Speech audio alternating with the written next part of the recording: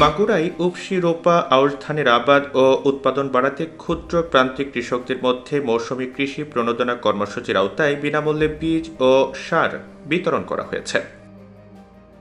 বৃহস্পতিবার দুপুরে মাগুরা সদর উপজেলা চত্বরে উপজেলা কৃষি সম্প্রসারণ অধিদপ্তরের আয়োজনে সদর উপজেলা নির্বাহী কর্মকর্তা মোহাম্মদ মিজানুর রহমানের সভাপতিত্বে প্রধান অতিথির বক্তব্য রাখেন জেলা প্রশাসক মোহাম্মদ আবু নাসের বেগ।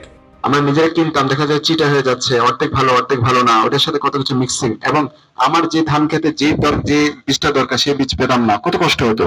আর আজকে সরকার চিন্তা ভাবনা করে কোনটা উৎপাদন ভালো, কোনটা মাগুরার জন্য ভালো এবং কি পরিমাণ দরকার সেগুলো আমরা সার্ভে করে আপনাদের হাতে সরকার তুলে দিচ্ছে। তার মানে আমরা সরকারের প্রতি কৃতজ্ঞ, দেশের প্রতি কৃতজ্ঞ, আমরা বিনামূল্যে পাচ্ছি। এখন একটা জিনিস সরকার চাচ্ছে, আমরা যেটা চাচ্ছি যে উৎপাদনটা যেন নির্বিঘ্নে নিরবিচ্ছিন্ন শব্দটা অনেক কঠিন, এটা সহজ করে যদি বলতে চাই তাহলে হলো যে মানে কোনো রকমের বাধা বিঘ্ন ছাড়া আমরা সুন্দর করে যেন এটা উৎপাদন করতে পারি। অনুষ্ঠানে প্রধান আলোচক হিসেবে উপস্থিত ছিলেন মাগুরা কৃষি সম্প্রসারণ অধিদপ্তরের উপপরিচালক ডক্টর মোহাম্মদ ইয়াসিন আলী। বক্তব্য রাখেন উপজেলা কৃষি কর্মকর্তা এবং উপজেলা নির্বাহী অফিসার। এই সরকার বিভিন্নভাবে আমাদেরকে সহযোগিতা করে যাচ্ছে, সার এবং যন্ত্রপাতিতেও কিন্তু আমাদেরকে ভর্তুকি দিচ্ছে।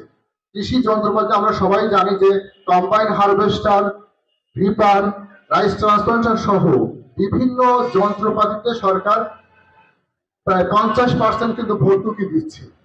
সরকার চাচ্ছে যে কৃষিকে আধুনিক করা, কৃষিকে যান্ত্রিক করা এবং কৃষিকে বাণিজ্যিক করার জন্য। প্রধানমন্ত্রী শেখ হাসিনা উনি কিন্তু কৃষি বান্ধব সরকার আমাদের, উনি কিন্তু এই পণ্যগুলো আপনাদেরকে উপহার হিসেবে দিচ্ছেন। এগুলো কিন্তু দেশের কাজ মানে দেশকে যদি মা মনে করি তাহলে কিন্তু এই জিনিসগুলো আমাদের কাছে মায়ের কাছে, আপনাদের কাছে আমানত। আমরা প্রত্যেকটা সমস্যাকে অ্যাড্রেস করব। কৃষি বিভাগ পাশে রয়েছে, প্রশাসন পাশে রয়েছে। আমি সকলকে ধন্যবাদ জানিয়ে আমি আমার বক্তব্য শেষ করছি। এ সময় সদর উপজেলায় চলতি অর্থ বছরে 1900 কৃষকের মাঝে উফশি আউশ ধানের 5 কেজি বীজ, 10 কেজি করে ডিএপি ও এমওপি সার বিতরণ করা হয়।